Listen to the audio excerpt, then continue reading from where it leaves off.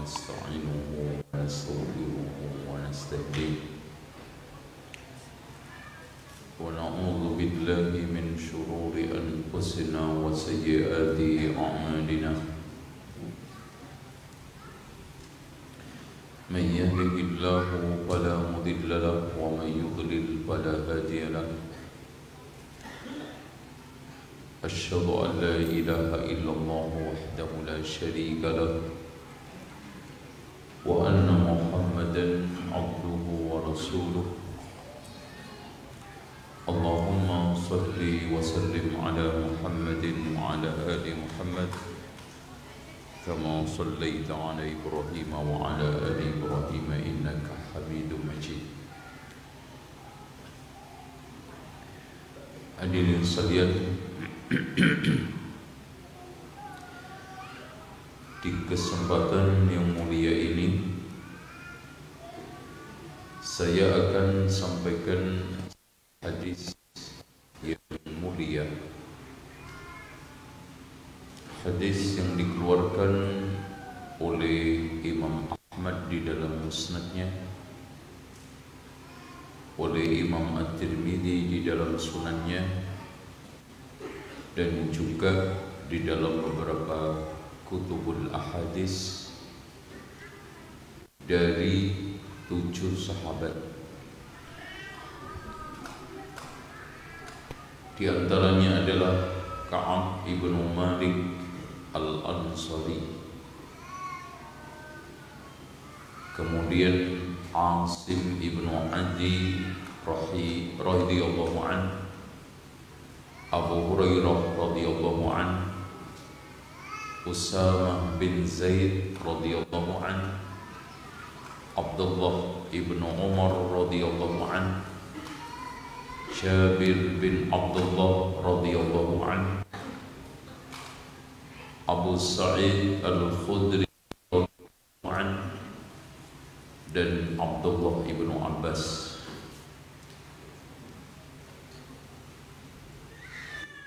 Dengan berbagai macam redaksi, di antara sekian redaksi yang paling bagus adalah redaksi hadis dari Ka'ab ibnu Malik yang dikeluarkan oleh Imam Ahmad di dalam musnadnya, dan Imam At-Tirmidzi di dalam sunannya, dan Abdullah ibnu Mubarak di dalam Kitabuz Zuhdi. Hadis ini dengan lafaz madibani ja'ian. Ini enggak terlalu kencang, enggak? Hah? Ya. Ibu-ibunya dengar enggak? Dengar? Hah? Oke. Bismillah. Kalau ibu-ibu enggak dengar bahaya, jadi ngobrol. Semuanya wajib dengar. Madibani ja'iani. Ma adalah lafzun nafi, menafikan. Madibani, tidaklah ada 2 serigala. Dibun itu serigala. Ja'iani, yang sedang kelaparan.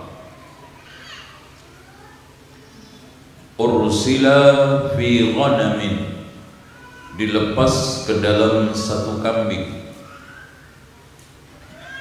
Bi afsadalaha, masih lebih merusak, min khirsil mar'i alal mal wasyaraf lidini. Jadi tidaklah ada 2 serigala yang sedang kelaparan. Rasulullah SAW memberikan suatu contoh visualis yang mudah dilihat, yaitu serigala. Meskipun binatang buas yang lainnya itu banyak. Kemudian yang kedua, kenapa Rasulullah mengambil sampel binatang buas serigala? Karena di antara sekian hewan buas atau binatang buas yang paling sadis itu serigala. Paling sadis. Kalau antum tidak percaya, perhatikan film apa itu? Yang apa? Discovery atau apa, Geography atau apa itu ya. Di antara sekian kesadisannya serigala itu memangsa-mangsanya hidup-hidup. Antum cek singa itu dia terkam, disobek sampai mati baru dimakan. Macan juga seperti itu semua. Pun dimatikan, jadi diperas sampai mati. Jadi hanya serigala saja yang langsung dicaplok hidup-hidup. Kena pantatnya, dimakan pantatnya. Itu kambing. Ya. Kena pahanya, digigit pahanya hidup-hidup.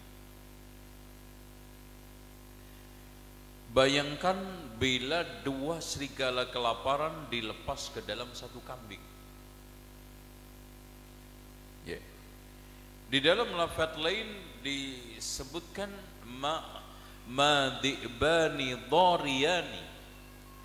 Tidaklah ada dua serigala yang sedang buas-buasnya. Ursila fi ghanamin fi hadiratin, dilepas ke dalam satu kambing di kandang. Ini kambing lebih tidak berdaya karena nggak bisa lari dan pasti gampang ketangkep.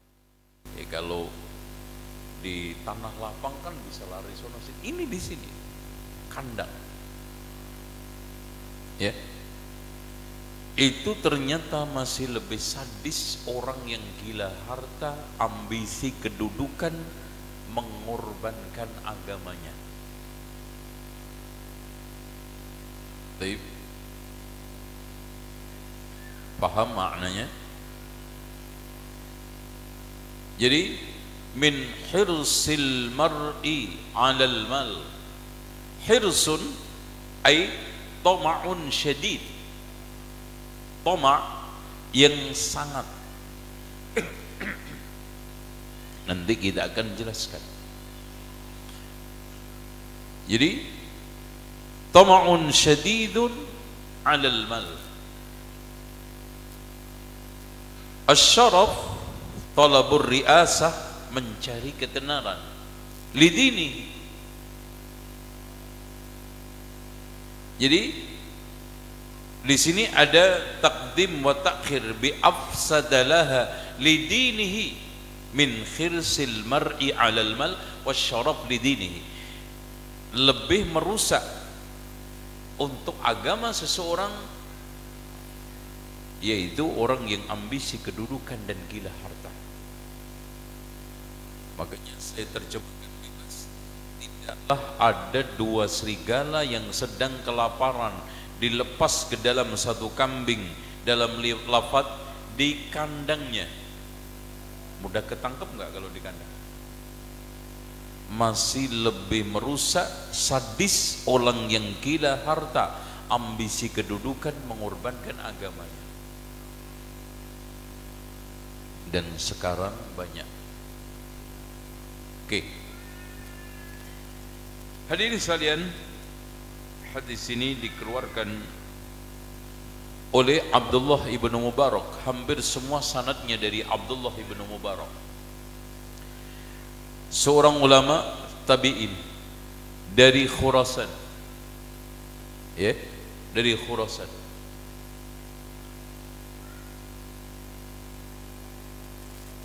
Dan termasuk bapaknya Imam Al-Bukhari ketemu sama beliau, ya. Dan hadirin sekalian, Abdullah ibn Mubarak ini ulama yang kaya raya, ya mujahid, ya ahli tafsir, ahli hadis, ahli fikih, ahli semua.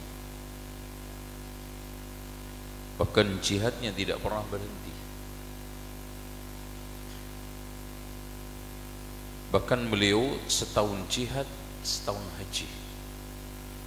Bahkan suatu ketika pernah jihad membunuh ratusan musuh. Tetapi di antara orang yang tahu disuruh untuk tidak bercerita. Inilah fadilah keutamaan ulama-ulama salaf. Mereka itu kalau belajar beramal, ketika beramal bersembunyi, ketika sembunyi dicari, ketika dicari berlari, dan ketika berlari menghilang. Tidak zaman sekarang penuh dengan pamer riya. Dan dakwah didasarkan atas follower. Banyaknya pengikut di sosmed meskipun mengorbankan agama, mengeluarkan fatwa nyeleneh demi ketenaran. Nah, ini nanti masuk. Enggak peduli Islamnya itu benar atau tidak benar, yang penting dia benar ketenarannya. Enggak peduli Islam itu tidak harum namanya, yang penting nama dirinya harum. Nasallallahu alaihi. Kita sekarang hidup di zaman, ya, penuh dengan polesan, lipstik, berpura-pura kemunafikan. Karena itu ciri khas manusia sosmed, ciri khasnya 3: pengecut, munafik, pembohong. Dan ini generasi yang lahir dari sosmed. Kalau saya dulu kecilnya belum nemuin sosmed, tapi anak-anak kita tiap hari hidup dengan sosmed. Dan insya Allah kapan-kapan kita akan bahas dampak sosmed di dalam proses pendidikan anak kita. Karena pada berapa? 2 hari lalu, Abah Sehari lalu ya, di Jakarta ada pembunuhan kan, anak balita dibunuh karena terpengaruh dengan film genre horor. Terkenal nggak ya? Antum tahu nggak ya? Cooper. Itu genre. Jadi genre horor. Baik. Hadirin sekalian, hadis ini dikeluarkan oleh Imam Abdullah ibn Mubarak dari Zakaria ibnu Abi Zaidah, dari Muhammad ibnu Abdurrahman ibnu Sa'ad Az-Zurarah, dari Abdullah, dari Ka'ab ibnu Malik, dari bapaknya. Berarti Ka'ab ibnu Abdullah ibnu Malik dari Rasulullah sallallahu alaihi wasallam. Dengan demikian sanad hadis ini dijamin sahih.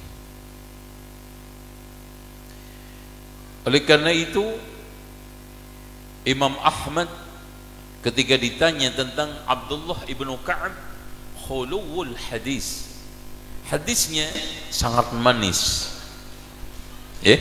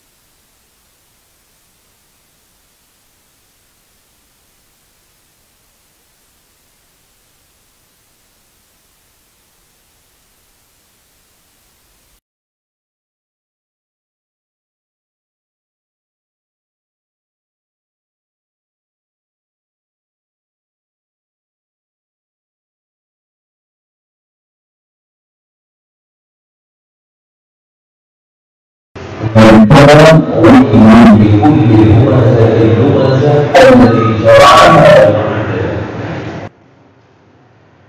Maka yang kedua, karena hirsu asyadi tadi sangat ambisius, sangat melampaui pada mencari dengan cara yang halal dan memberikan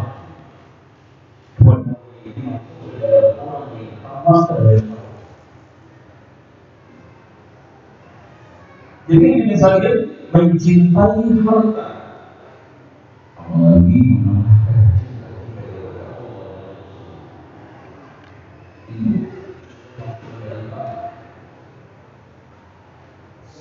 tuntutan seorang muslim mendapatkan manisnya iman al-Qur'an wa Rasulullah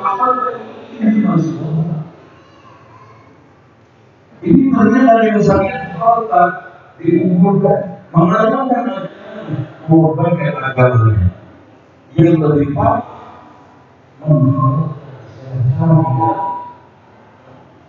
menikmatinya dan maafkan. Dan ini kita lewati potret yang nampak di sekitar kita. Cara mencari harta bagi hewan hal-hal yang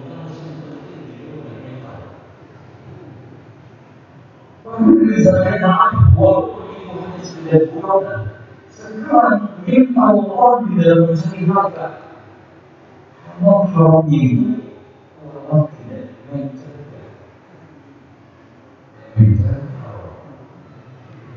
Semoga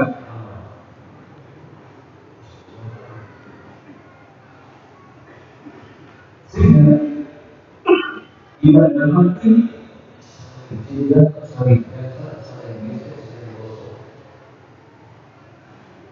Bahkan kita memutuskan saling gosok. Dan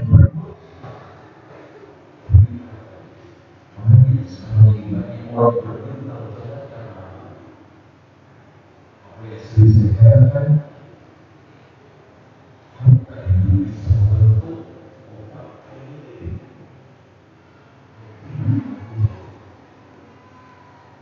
Kemudian Allah katakan kalakin dan insan yaitu orang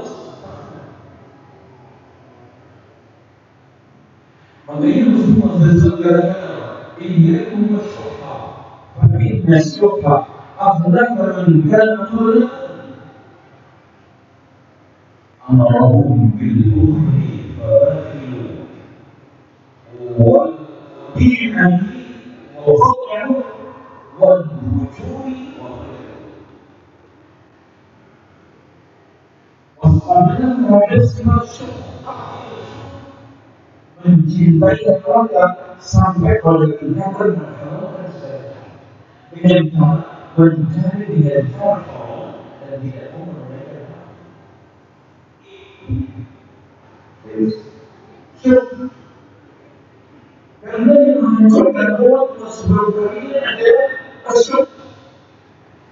Syukur itulah yang memerintahkan mereka untuk dan Allah akan diputus memerintahkan mereka untuk berbuat jahat Allah berjalan kita semua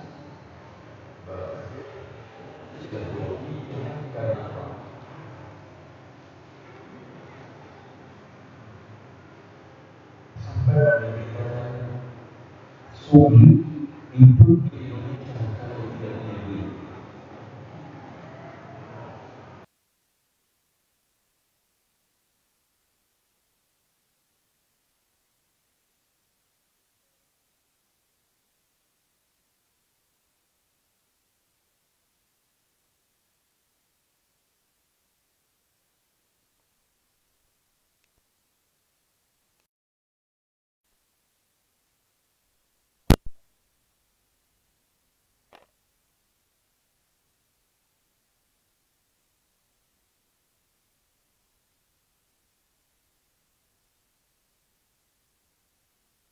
kamu harus amar ma'ruf nahi munkar. Hatta idza ra'aitum syuhhan muta'a. Lihat. Sampai kamu melihat syuh yang ditaati. Wa hawa muttaba'a, hawa nafsu yang diikuti. Wa dunyan mu'sarata, dunia yang diunggulkan. Wa i'jabi li ra'yin bi ra'yihi, orang yang kagum dengan otak dan pendapatnya sendiri. Sudah ada di Solo belum ini? Sudah ada belum? Kalau di Jakarta hampir memenuhi pojok-pojok kehidupan. Syuh, hawa nafsu, dunia. Jangankan antum ingin menjadi bupati, menjadi RW Jakarta, nggak akan bakal bisa kalau nggak punya duit. Di sini gimana? Sama.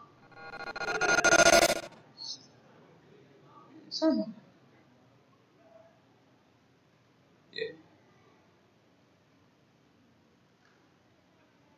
Gali kubur aja butuh duit. Jadi mati aja diduiti, Pak. Salat Allahu Akbar, jenazah, amplopnya langsung masuk.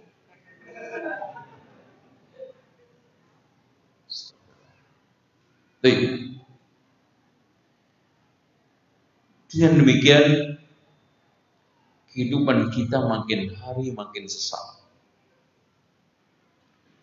Dan dari sekalian, al-hirs, tamak, itu tidak menghadirkan kecuali keburukan. Makanya salah seorang ulama mengatakan, al-hirs alias tamak itu kalau dia itu makhluk hidup, tanyakan orang tuamu siapa? Kira-kira siapa, Pak? Orang tuanya? Orang tuanya tamak itu siapa? Tidak percaya terhadap takdir. Itu orang tua asuhnya.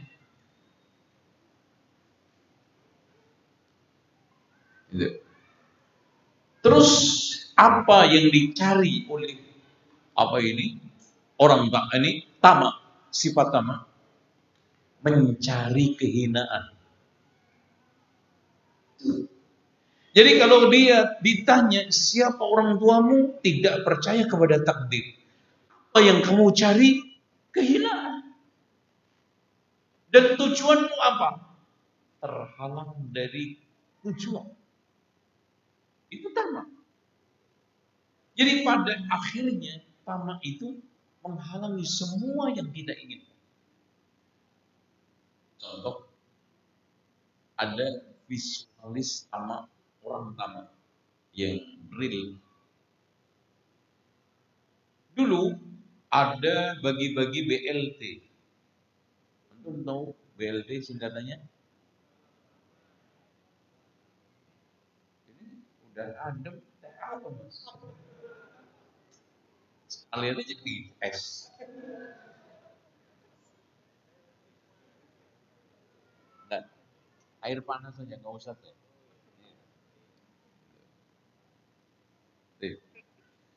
Ngomong apa gitu? Apa tadi? BLT. Bantuan langsung tewas. Ada orang yang pura-pura miskin supaya dapat. Masya Allah, datang ke kelurahan bawa sepeda ontel, bajunya didandani rombeng, kemudian ditulis. Ternyata pada waktu hari hanya diketahui tetangga, dilaporkan ke kelurahan.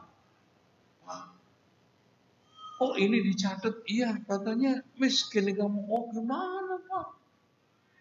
Sawahnya aja 1,5 hektar, motornya 2 di rumah, istrinya jangan-jangan 3. Ditambah ya sama tetangganya kan.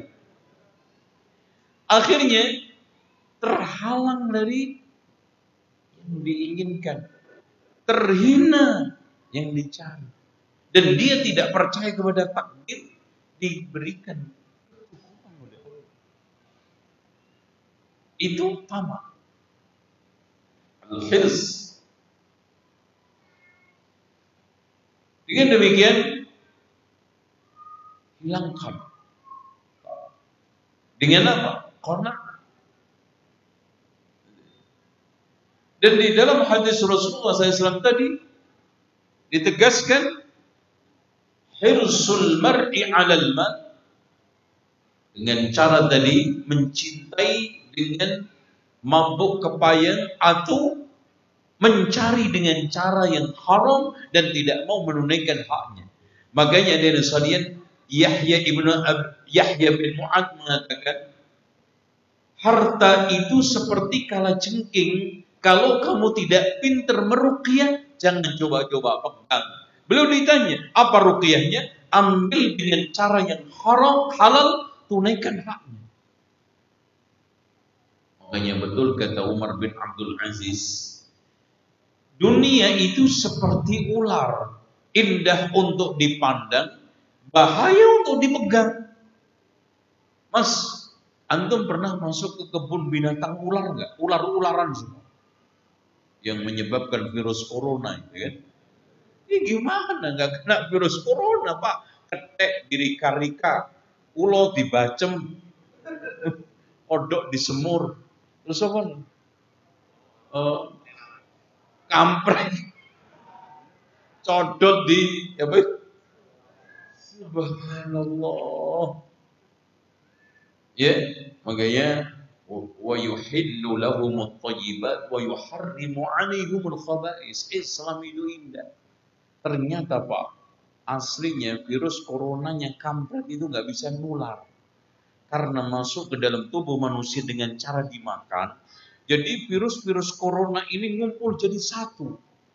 Corona manusia, corona ular, corona kampret, corona ketek masuk jadi satu.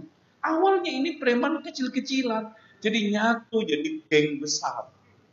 Gitu loh. Siapa yang nyuruh? Dihalalkan yang baik, diharamkan yang buruk. Ini juga termasuk tamak.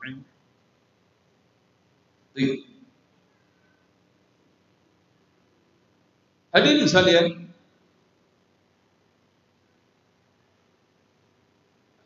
saya pernah masuk ke kebun binatang ular di Singapura. Pengen melihat ular dengan berbagai macam jenisnya, apa ya, warna-warninya lengkap itu di kebun binatang. Ternyata di sekalian makin bahaya itu kulitnya makin indah. Masya Allah Pak, ada ular itu kulitnya bercahaya. Itu kalau dipegang enak banget kayaknya. Antum sekali sengat mati. Mati. Betul, dunia itu makin indah, makin bahaya bisa. Antum aja yang belum pernah merasakan kaya, jadi penasaran miskin. Ya bodoh aja. Memang orang itu unik, yang kaya penasaran miskin, yang miskin penasaran kaya. Yang di kampung pengen ke kota, yang di kota pengen ke kampung. Yang rumahnya rewot pengen rumah gedong, yang rumah gedong mulai bikin rumah kandang wedus, dituku, kandang sapi dituku, diolah-olah lagi menjadi rumah antik. Itu kan manusia itu lucu. Coba yang sepeda mobil buntung pengen mobil mewah, beli mobil-mobil buntung di kampung-kampung, didandani sampai habis. Itu manusia. Makanya kata Imam Ibnu Hazm, segala sesuatu di dunia ini ketika tercapai itu pasti gundah gulana, kecuali amal akhirat. Ya. Kenapa? Karena ketika kita sudah raih takut direbut orang, apalagi nggak dapat. Karena dunia itu hanya punya watak dua. Dunia meninggalkan kita, kita meninggalkan dunia. Beda dengan amal akhirat. Nggak ada orang yang rebut sholat jamaah. Siapa? Nggak ada. Kalau kursi DPR banyak yang rebut. Jabatan camat, bupati, gubernur banyak yang rebut. Sekarang sholat jamaah siapa yang rebut? Paling bersih dari noda habis. Makanya beramallah untuk akhirat. Jangan dunia. Ya. Ujung-ujungnya. Pokoknya gini Pak, kalau UUD pasti menyesakkan. Ujung-ujungnya duit. Kecewa. Dunia itu mengecewakan. Makanya betul kata Imam Ibnu Qayyim, dunia di dalam kitab Al-Fawaid, dunia itu seperti pelacur. Istri pelacur. Tidak pernah setia sama pasangannya. Alias tidak aman khianat. Dunia itu selalu mengkhianati kita. Makanya dari sekalian, ketika diraih, antum harus siap lepas. Ketika lepas, antum mikir untuk meraihnya.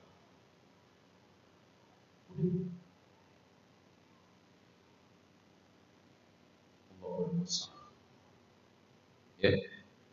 Makanya Allah katakan di dalam Al-Quran surat Al-Hadid ayat 20. I'lamu annamal hayatud dunya na'ibun wa lahu wa zinatun wa tafakhurun bainakum wa takasurun fil amwali wal awlad كمثل غيث أعجب الكفار نباته ثم يهيج فتراه مصفرا ثم يكون حطاما. Ini sudah lagi di kanan kiri antum. Sesungguhnya kehidupan dunia, i'lamu, Allah dulukan ilmu sebelum amal. Karena siapa yang menghadapi dunia ini tidak pakai ilmu, pasti hancur. Makanya Allah katakan i'lamu wa'lamu annama amwalukum wa auladukum fitnah. Ketika sekarang ini antum menghadapi wa'lamu annama amwalukum wa auladukum tidak pakai ilmu, fitnahnya menghancurkan antum. Fitnah, tapi antum bisa ngadepin kalau pakai ilmu. Fitnahnya anak kan minimal 4 toh. Kata Rasulullah, al-waladu mamkhalatun majbanatun majhalatun mahsanatun. Anak itu bikin bakhil orang tua, pengecut orang tua, bodoh orang tua, sedih orang tua. Betul enggak? Makanya sering saya katakan, punya anak itu banyak susahnya daripada senangnya. Percaya? Oh, benar nggak? Iya. Orang tua itu sampai Masya Allah, kerja puntang panting, pras keringat bating tulang, sampai nggak pernah ganti pakaian, bentuknya kayak Masya Allah, nggak karu-karuan. Demi siapa? Anak. Cuma alhamdulillah Allah kasih rahmat, setiap orang tua senang disusahi anak. Paham nggak? Semua orang tua senang disusahi anak. Senang nggak? Pokoknya terus gewena. Itu. Contoh aja, antum seandainya antum punya anak, nggak nangis 2 tahun, seneng nggak? Nggak. Wah, alhamdulillah Pak, nangis nggak pernah nangis ya. Malah kemana-mana nyari tukang ruqyah. Wah, Ustaz, tolong ruqyah anak saya. Kenapa Bu? Waduh Pak, sudah nggak pernah nangis 2 tahun. Oke. Itu. Wa i'lamu annamal hayat la'ib batilun. La'ibun bima'na batil. Semua yang ada di dunia ini kebatilan. Makanya dalam hadis Rasulullah SAW, dunia ini mal'unatun wa mal'unun ma fiha. Kecuali apa? Alim, ya, wa muta'alim, dan wa mawala. Oke? Baik. Walahun. Ya tadi saya katakan, yang di kota pengen di desa, yang sudah di desa pengen ke kota. Yang rame pengen sepi, sudah sepi pengen rame. Ya Allah, kampung ini sepi banget. Ya udah sepi, ya kan repot kan? Sepi dengan gitu. Udah sepi, aduh, capek Mas, rame banget. Sekarang macet, gitu kan. Ya Allah. Wazina, zina, al-mal wal banuna zinatul hayati dunya.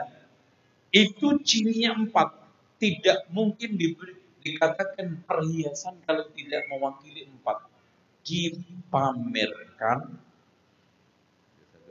dibanggakan, dipandang indah, dibuat simpenan.